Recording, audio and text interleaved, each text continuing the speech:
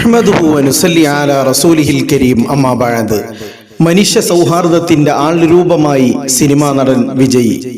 റമളാനിൽ നോമ്പ് പിടിച്ച് പ്രാർത്ഥനയോടെ വിജയ്. മാത്രവുമല്ല, ഇഫ്താർ വിരുന്ന് ഒരുക്കി അദ്ദേഹം. ഇന്ന് മതം നോക്കി വർഗീയത കുത്തിവെക്കുന്ന ഈ കാലത്ത് വിജയിയുടെ ഈ പ്രവൃത്തി പ്രശംസനീയമാണ്.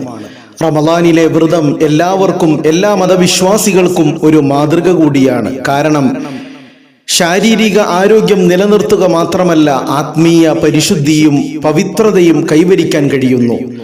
സ്വന്തം പട്ടിണി കിടന്ന് മറ്റുള്ളവരുടെ രോദനങ്ങളും ബുദ്ധിമുട്ടുകളും മനസ്സിലാക്കാൻ കഴിയുന്നു. അന്നത്തിന്റെ വില, മഹത്വം തിരിച്ചറിയാൻ കഴിയുന്നു.